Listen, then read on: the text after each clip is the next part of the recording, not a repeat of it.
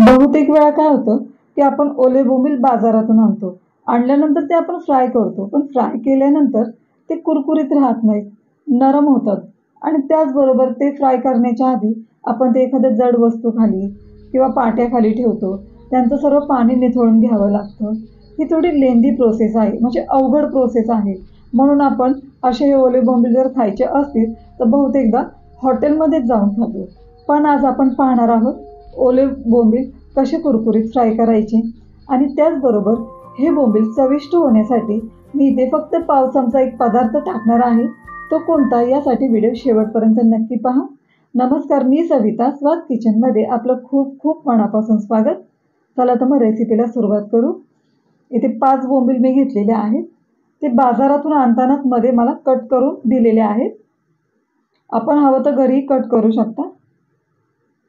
आता याच्यामध्ये काही घाण असेल तर ते आपल्याला साफ करून घ्यायचे आहे.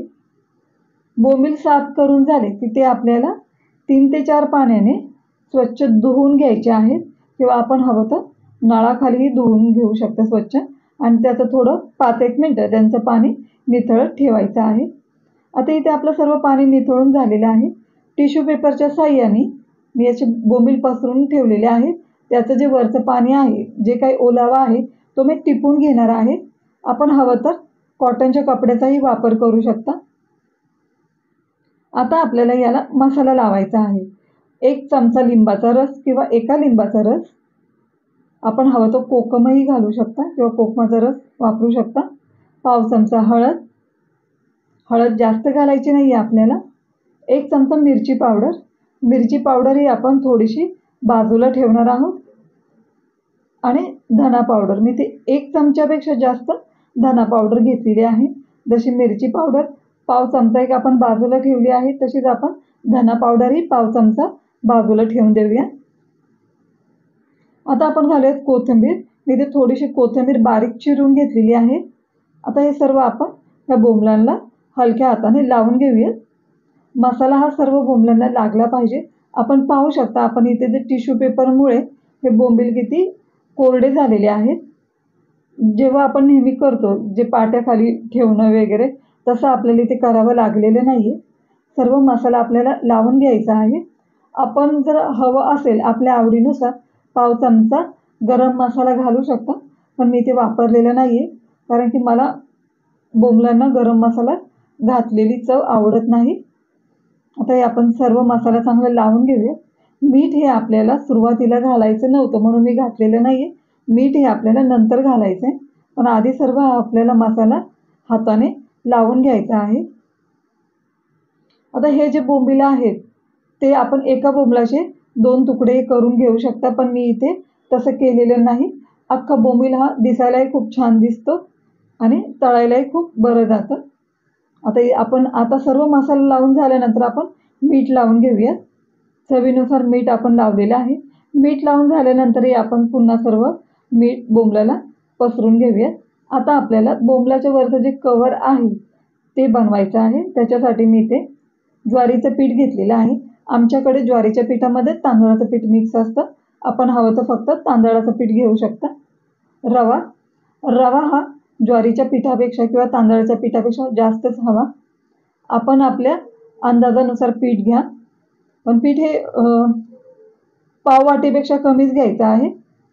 आता इथे धना पावडर घातलेली आहे, जी बाजूला ठेवलेली होती ती, मिरची पावडर आणि थोडंसं चवीनुसार मीठ.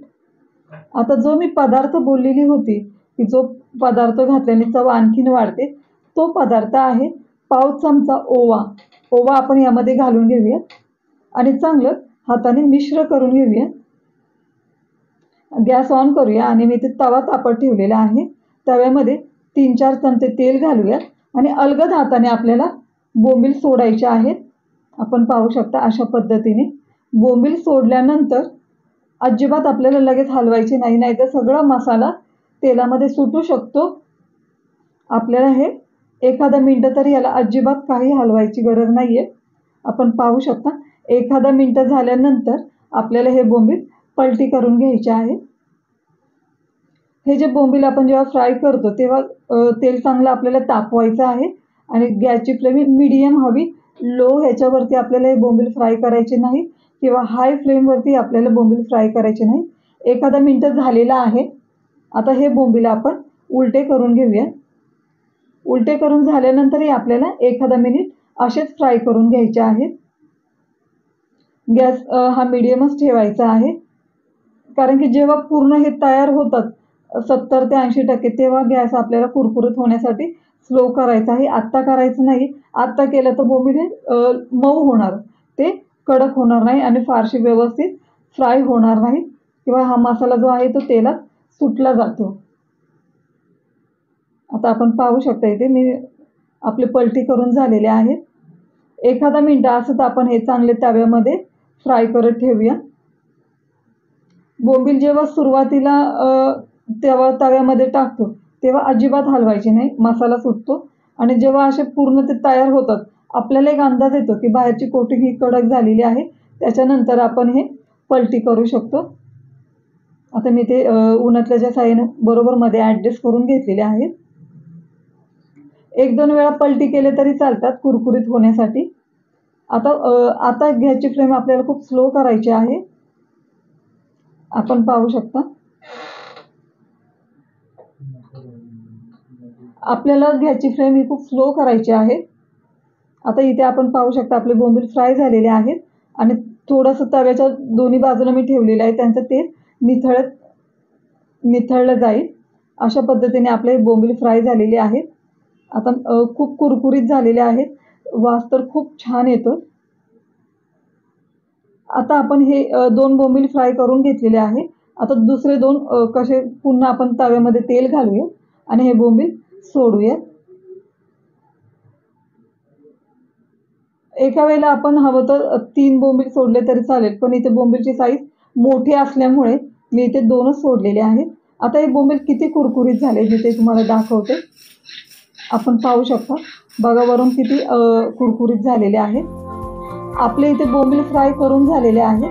अशाच नवीन रेसिपीज पाहण्यासाठी आपल्या स्वाद किचन या चॅनेलला लाईक करा, शेअर करा. आपल्या त्या चॅनेलवर नवीन असाल तर चॅनेलला सबस्क्राईब करा. पुन्हा भेटूया अशाच एका नवीन रेसिपीबरोबर. आणि आजची ही रेसिपी कशी वाटली ती कमेंट्स करून मला नक्की सांगा. घरी नक्की बनवून पहा. Bye bye. व्हिडिओ शेवटपर्यंत पाहिल्याबद्दल धन्यवाद.